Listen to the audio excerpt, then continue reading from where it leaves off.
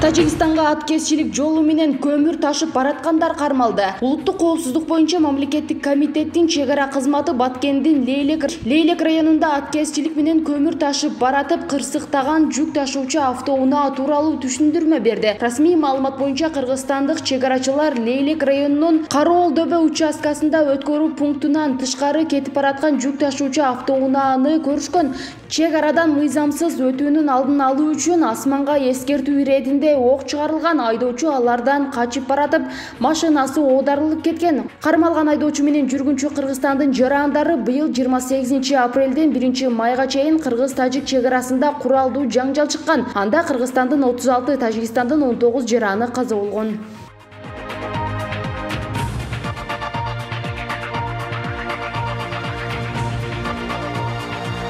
Вакцинация тукумсуздукка алып келет деген Шайлообек Атазовдун пикири жөн гана ушак. Жогорку кеңештин депутаты Шайлообек Атазов Фейсбуктагы баракчасына коронавирус илдетине каршы вакцина алуу иш-чарасын сынга алып, бул адамдын ден соолугуна ар кандай коркунучтарды алып келиши мүмкүн экенин жазган. Вакцина алуу бул күмөндүү, коркунучтуу иш-чара болуп жатат. Мага бүгүн маалымат келди. Кээ бир мекемелер мажбурлап берип баштаптыр. Вакцина элибиздин келечегине тукумсуздукка алып келүүсү ыктымал. Эксперимент жүргүзүп жатышкан болсо туура эмес. Саламаттыкты сактоо министрлиги ковид менен күрөшүүдө элибизде вакцина алуудан башка жолдорду сунуштаса туура болмок деп жазган. Буга чейин Саламаттыкты сактоо жана социалдык өнүктүрүү министри Алымкадыр Бейшеналиев дагы 7 каналга вакцина тууралуу берген маегинде вакцина бул жаңы препарат, бул тукумсуздукка алып келеби, келбейби эч ким билбейт. Балким вакцина тукумсуздукту көбөйтүшү мүмкүн деп билдирген. Поликлиника медиация бул боюнча факт-чекинг уюштуруп, дүйнөлүк саламаттыкты сактоо уюмунун эмдөө бөлүмүнүн башчысы Кито Байдердин маалыматына таянып, коронавируска каршы вакцина тукумсуздукка алып келбейт, бул жөн гана ушак деген тыянакка келген.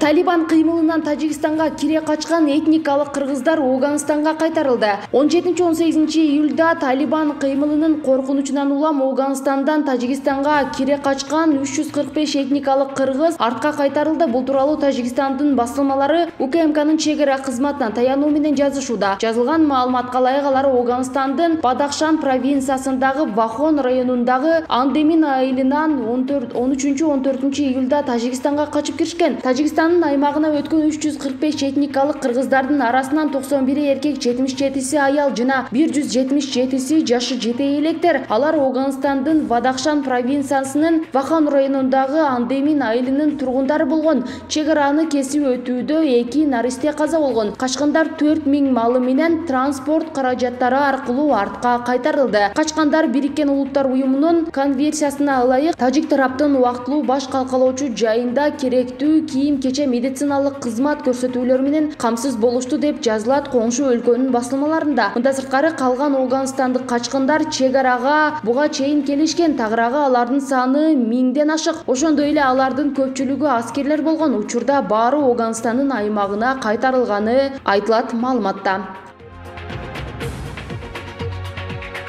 Курмандык чалуу кандай адамга милдеттүү? Ага кандай мал союлушу керек? Муфтияттын жообу. Курмандык чалуу кимдерге милдеттүү? Курмандык чалуу ар бир балагатка жеткен, акыл эстүү жана материалдык жактан камсыздалган, карызы жок мусулман адамга милдеттүү болгон ибадат. Кээ бир учурда бир үй бүлө курмандыкка мал соёт да, үй бүлө мүчөлөрүнүн бардыгы курмандык чалуу милдетинен кутулду деп ойлошот. Бирок бул туура эмес түшүнүк. Үй бүлөнүн ар бир мүчөсү жашоо зарылдыгына керектүү каражаттан тышкары акчалай жана кыймылсыз жана кыймылдуу мүлккө ээби же ээ эмеспи, ошол жагын караш керек. Жана алардын кимисинин мүлкү 234.448 сомдон ашкан материалдык байлык болсо, ошол өзү курмандык чалууга милдеттүү. Кылынган курмандык үчүн Кудайдан көптөгөн сооптору бар. Жараткандын элчиси Мухаммед саллаллаху алейхи вассалам айткан: Курмандык күнү жараткандын алдында курмандыкка мал союудан өткөн сүйүктүү амал жок. Курмандыкка союлган мал кыямат күнү мүйүзү, туяктары менен келет. Мындайча айтканда анын ар бир мүчөсү үчүн жараткан